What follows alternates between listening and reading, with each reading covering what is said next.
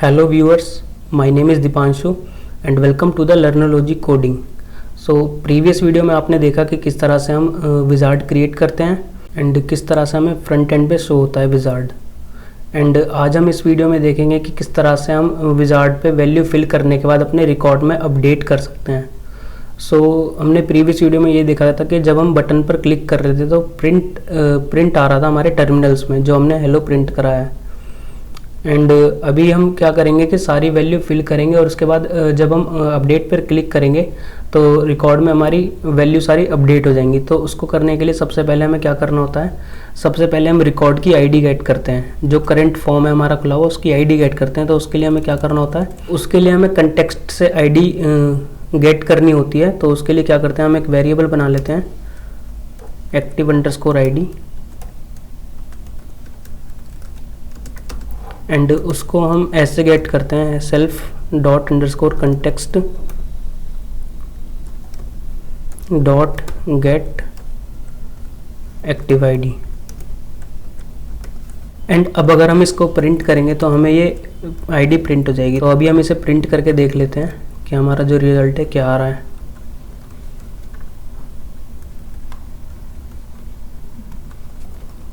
अभी record update करते हैं और चेक करते हैं प्रिंट में क्या वैल्यू आती है।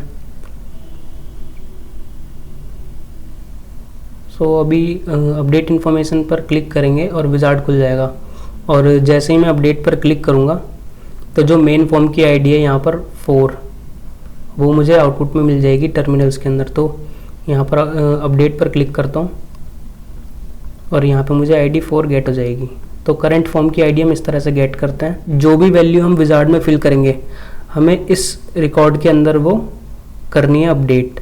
तो हम इसको ब्राउज़ कर लेते हैं। ब्राउज़ करने के लिए हमने ORM मेथड पढ़े थे, तो हम इसको ब्राउजेबल आईडी बनाते हैं। अभी हमारे पास ये नॉर्मल इंटीजर आईडी आई है, अब हम इसको ब्राउजेबल आईडी बनाएंगे। तो उसके लिए हमें क्या करना होता है, self.env एंड जो ऑब्जेक्ट का नेम है हम यहाँ से ऑब्जेक्ट का नेम ले लेते हैं रेस्ट ऑफ एंड यहाँ पर पेस्ट कर देते हैं डॉट ब्राउज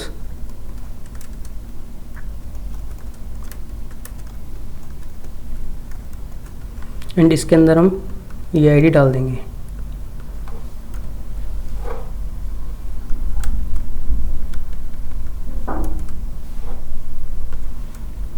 एंड अब अगर हम इसको प्रिंट करेंगे इस वेरिएबल को,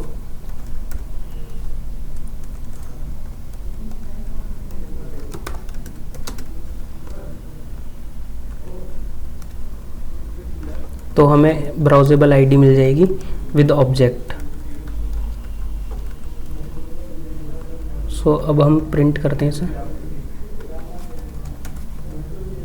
एंड अब इसको अपडेट करेंगे तो यहाँ पर हमें अपडेट करने पे वो हमें ब्राउजेबल आईडी मिल जाएगी। तो हमें ऑब्जेक्ट के साथ आईडी मिल गई है। तो अब हमें इसके अंदर अपडेट कराना है। हम विजार्ड से जो वैल्यू गेट करेंगे फील्ड्स की वो सेल्फ डॉट से करेंगे एंड अपडेट हम एक्टिव आईडी डॉट राइट से करेंगे। तो जो वैल्यू हमने यहाँ फिल करी होगी वो हम सेल्फ डॉट करके गेट कर लेंगे। सपोज हमने हमारे जो भी फील्ड है यहाँ पर name, age, DOB, country, gender, mobile, email, country code and is Indian, ये सारी वैल्यू हम सेल्फ डॉट से गेट कर लेंगे। तो हम सबसे पहले एक डिक्शनरी बना लेते हैं वेल्स नाम की एंड उसके अंदर जो फील्ड है हमारे मेन फॉर्म पर, यहाँ पर उन फील्ड का नाम लिखेंगे लेफ्ट साइड में और राइट साइड में सेल्फ डॉट से हम वैल्यू लिखेंगे जो विजार्ड की हैं। तो हम यहाँ से सारे फील्ड की वैल्यू जो है फुल नेम, एज, ये सब वैल्यू यहाँ पे कर लेते हैं यूज़। एंड सामने जो वैल्यू होगी सेल्फ डॉट विजार्ड पे जो फील्ड है उसका नेम यहाँ से हम गेट कर लेंगे full_name।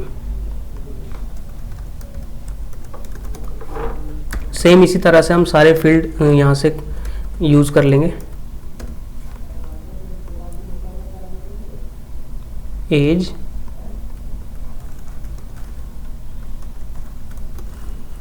सेल्फ डॉट से यूज़ करेंगे हम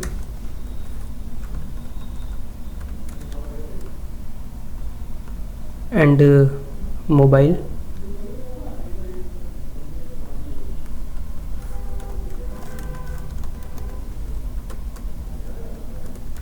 सेल्फ डॉट विजार्ड का जो फील्ड है मोबाइल, नेक्स्ट DOB,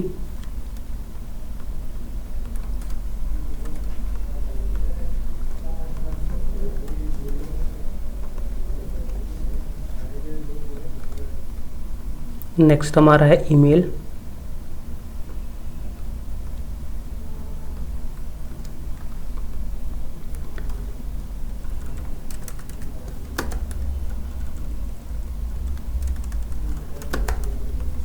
तो अभी सबसे पहले हम नॉर्मल फील्ड का देख लेते हैं कि किस तरह से वैल्यू अपडेट होती है।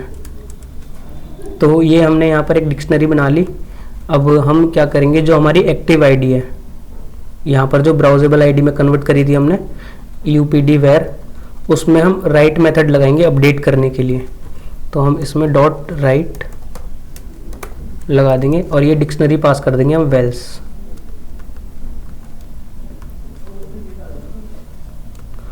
तो इससे क्या होगा कि जो भी हमने डिक्शनरी में वैल्यू डाली है, फुल नेम में हमें यहाँ से विजार्ड से फुल नेम मिल जाएगा, एज में हमें सेल्फ डॉट एज से विजार्ड की एज मिल जाएगी, मोबाइल के अंदर हमें विजार्ड का मोबाइल में जो वैल्यू फिल करी है वो मिल जाएगी, सेम इसी तरह से DOB and email.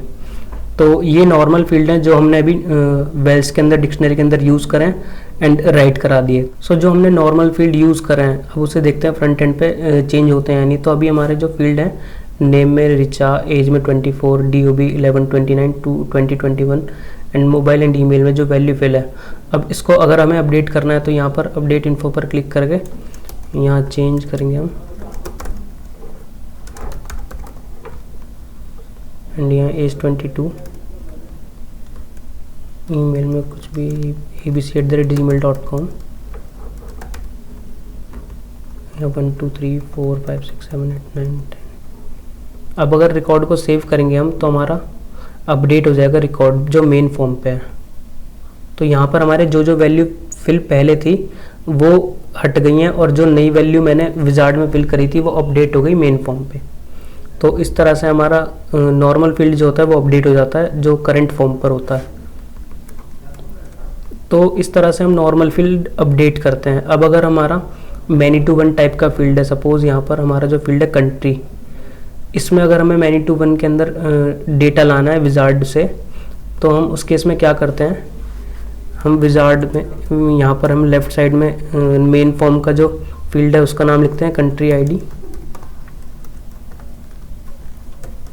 And right side में लिखते हैं सेल्फ डॉट फील्ड का नेम डॉट, यहाँ पर हम आईडी लिखेंगे क्योंकि जो मैनी टू वन फील्ड का जो वैल्यू गेट करने का तरीका होता है वो आईडी से हम यूज़ करते हैं। मीन्स उसकी जो वैल्यू होती है एक इंटीजर होता है जो कि एक आईडी होती है। तो इस तरीके से वैल्यू कंट्री की भी अपडेट हो जाएगी।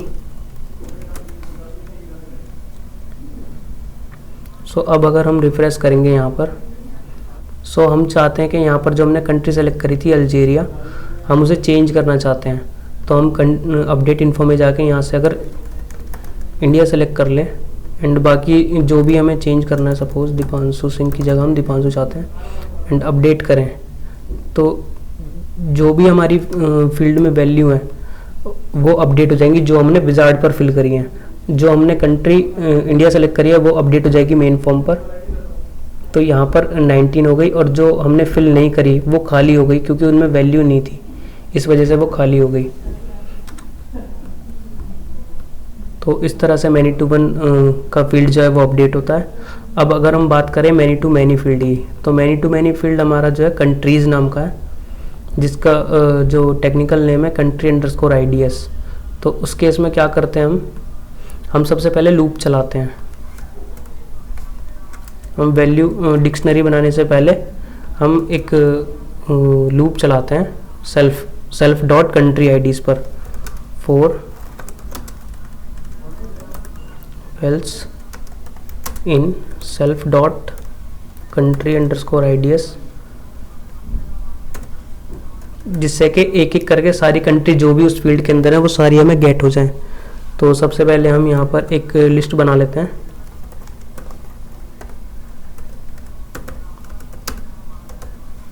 एंड एक एक करके हम इसमें अपेंड कराते रहेंगे। तो जैसे लूप चलेगा हर बार उसमें डॉट अपेंड करा देंगे हम, वेल्स डॉट id।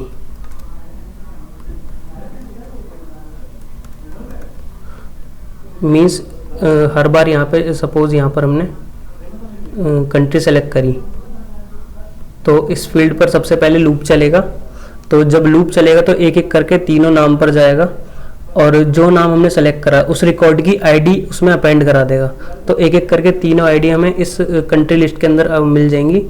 और जो अपडेट कराने का तरीका होता है मैनी टू मैनी टाइप के फील्ड का, उस केस में हम क्या करते हैं, कंट्री अंडरस्कोर IDS एंड उसकी जो वैल्यू होगी हम इस तरह से असाइन करते हैं लिस्ट। एंड लिस्ट के अंदर सबसे पहले टपल ब्रैकेट्स एंड उसके बाद 6,0, जो हमने लिस्ट बनाई है जिसके अंदर हमारे पास आईडी हमने गेट करी है उसको हम यहाँ पर यूज़ कर लेंगे। एंड अब अगर अपग्रेड करेंगे हम मॉड्यूल अपना तो हमें मैनी टू मैनी भी अपडेट होने के बाद मिल जाएगा अपने मेन फॉर्म पर। तो अब अगर हम अपडेट करें यहाँ पर कंट्री IDS एंड यहाँ पर हम एक से ज़्यादा सेलेक्ट कर लेते हैं तो उस केस में क्या होगा कि ये तीनों कंट्री वहाँ पर अपडेट हो जाएंगी मेन फॉर्म पर। यहाँ पर एज भी सेलेक्ट कर लेते हैं।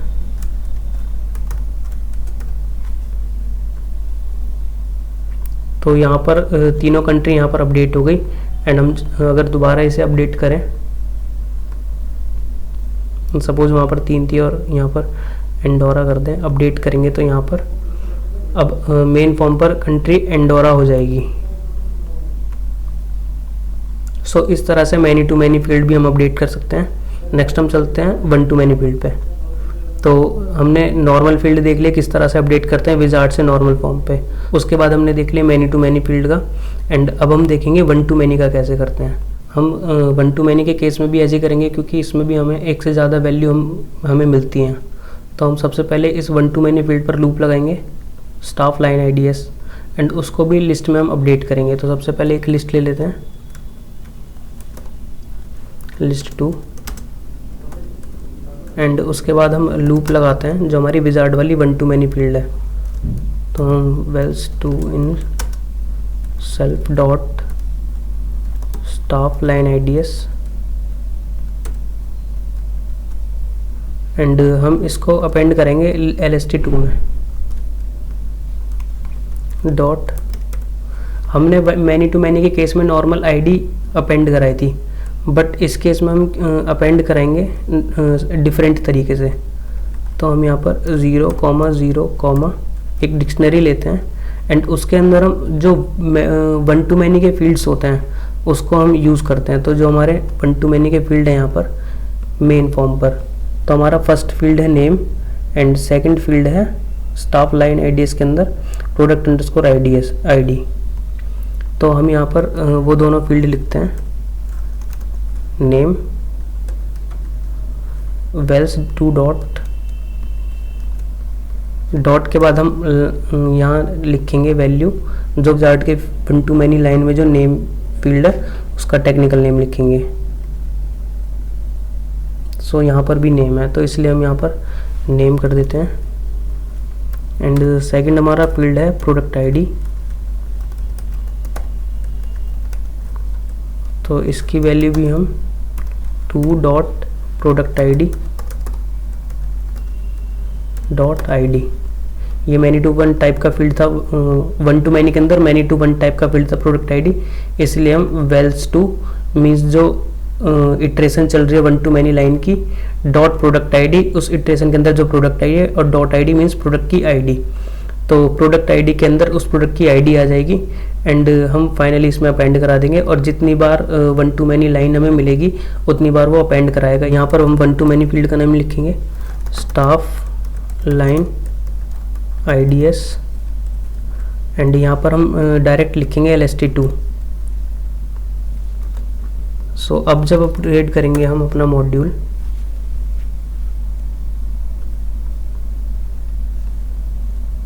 तो वन टू मैनी भी हमारी अपडेट हो जाएगी। तो अभी हमारे यहाँ पर 3 वन टू मैनी के रिकॉर्ड्स बने हुए और अपडेट इन्फो पर करने के बाद जब हम इसे ऐड करेंगे और तो यहाँ पर लिख लेते हैं फर्स्ट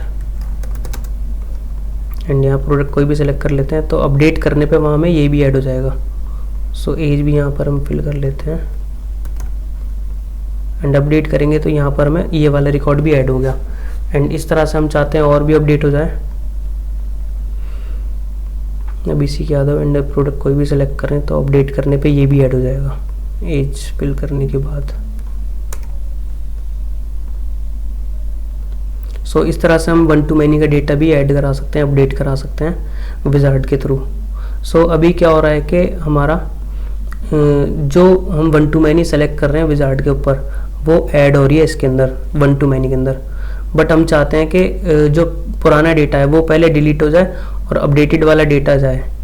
तो हम उस केस में क्या करेंगे, ब्राउजेबल आईडी आई हमारी यूपीडी वेयर, इसको हम सबसे पहले एम्प्टी करेंगे, उसके बाद अपडेट करेंगे। तो एम्प्टी करने का तरीका क्या होता है, इस वेरिएबल को लेते हैं, dot one to many field का नेम हमारा स्टाफ लाइन आईडीएस एंड उसकी जो वैल्यू हम लेंगे 5,0,0 हम इस तरह से हम एम्प्टी कर लेंगे। अब अगर हम रिकॉर्ड अपडेट करेंगे वहाँ से विजार्ड के थ्रू, तो सबसे पहले वन टू मैनी लाइन जो मेन फॉर्म की है वो पहले एम्प्टी होगी, उसके बाद जो अपडेटेड वैल्यू है विजार्ड के थ्रू वो हमारी मेन फॉर्म पे आ जाएगी। तो अब अगर हम चेक करें यहाँ पर रिफ्रेश करने के बाद, तो यहाँ से अगर हम कोई भी वैल्यू यहाँ से ऐड कर रहे हैं एंड प्रोडक्ट सेलेक्ट कर रहे हैं एंड अपडेट कर रहे हैं, तो वहाँ सिर्फ सिंगल वैल्यू ये वाली जाएगी, पुरानी वाली हट जाएंगी। एंड यहाँ पर ये सेलेक्ट कर लेते हैं सबसे पहले एंड अब अपडेट करते हैं, तो वहाँ से जो पुरानी वैल्यू थी वो हट जाएंगी और नई वैल्यू यहाँ पर ऐड हो जाएंगी। तो इस तरीके से हम वन टू मैनी का डेटा भी अपडेट करा सकते हैं विजार्ड के फॉर्म से करेंट फॉर्म पे। सो इस तरह से हम normal field, many to one field, many to many field and one to many field wizard से अपडेट कर सकते हैं अपने करेंट फॉर्म पे। सो इस टॉपिक से रिलेटेड अगर आपको कोई भी क्वेश्चन हो, कोई भी क्वेरी हो, तो आप मुझे कमेंट बॉक्स में टाइप करके बता सकते हैं। And thanks for watching this tutorial.